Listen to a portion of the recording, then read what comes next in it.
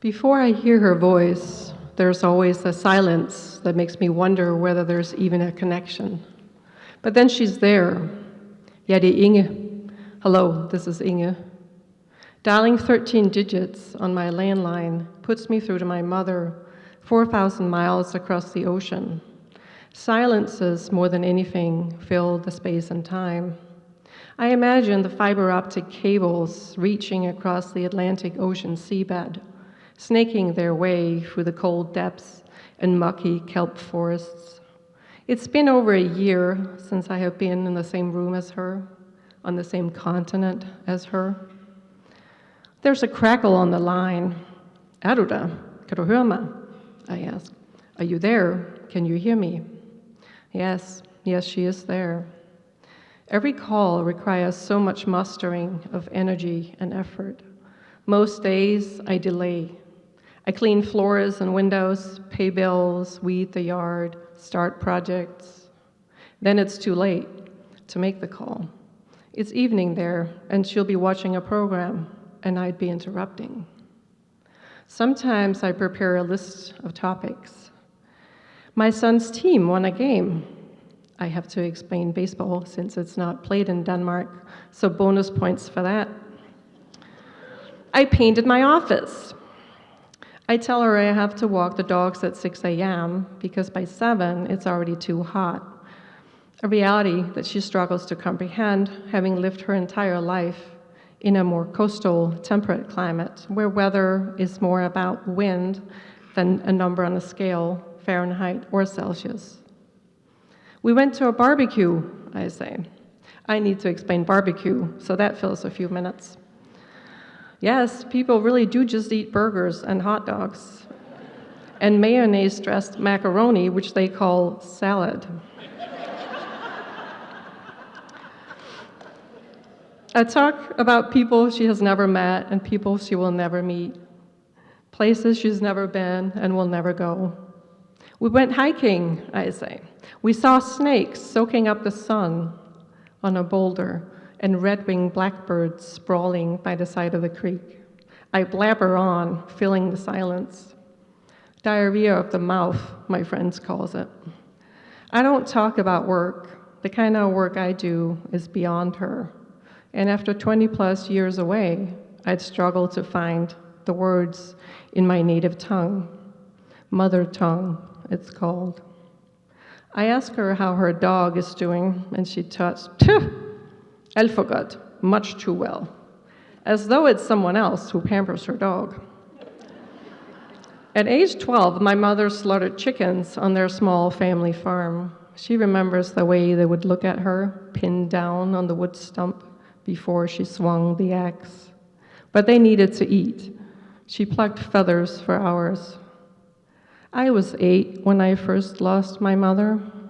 It was late winter, that transitional time between winter and spring, soupy puddles everywhere, the kind of clammy cold you get in a northern coastal place. My mother was braiding my hair. I grew it long, a thin curtain down my back. I had come to her in her home office, where she worked, taking calls for my father's small contracting business. He'd drive the country roads in a battered Toyota Hiace van, rigged with cables and tools, a small-town electrician repairing substation relays and ventilation systems for the hog farms in the area. Thanks to the Marshall Plan, the whole peninsula reeks of pig manure, so thanks, America. My mother operated a staticky car radio to dispatch him from one job to the next. To that office, I had brought a hairbrush and elastic bands, and she was braiding my hair, herringbone style. I felt her fingers working through my hair, tugging softly as she added new strands to the braid, until I didn't. Decades later, she told me that she thinks she managed a few words, but slurred in that way that characterizes someone experiencing a stroke. Kald på far, get your dad. I don't recall. My memory is clear, but without sound. I must have gone to get my father in the workshop. I imagine him scaling the stairs to the office 2 steps at a time, his large 6'1" frame taking up so much space you had to flatten yourself against the wall as he thundered past you. 25 years pass before atrial fibrillation is diagnosed. She suffers multiple mini-strokes, transient ischemic attacks, small blood clots blocking the passageways, and now, from behind her brainstem, tiny vein-like scars branch out, reaching into the various recesses of her brain, disrupting her neural networks. Words escape her. She can't recall what she has already said or asked, so mostly she stays silent. How do you listen to a mother who doesn't speak?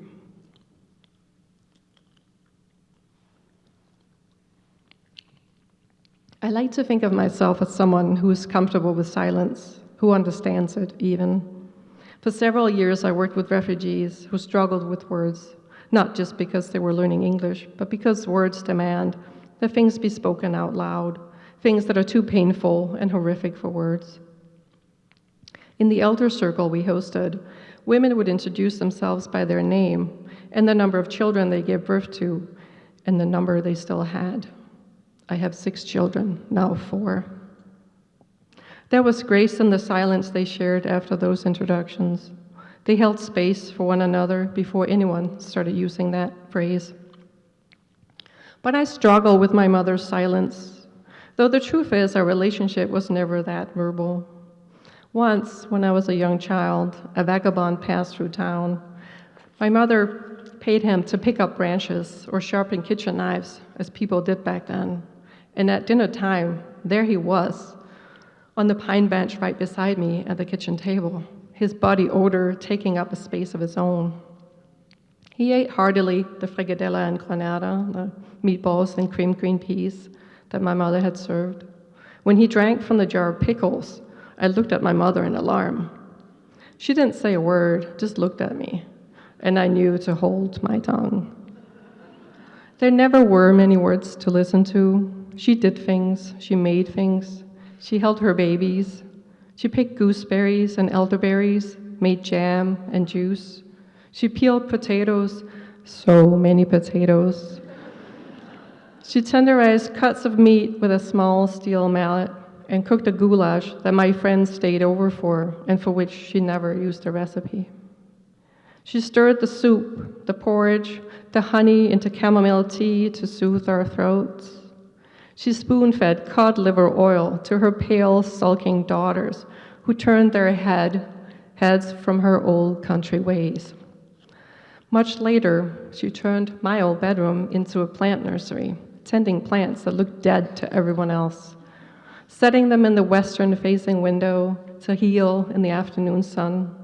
I imagine their roots taking new hold, merging with a mycorrhizal network in the dark soil, tiny veins stretching, reaching for a connection to sustain life. My mother's tongue, my mother tongue, silence fills the line, and I listen.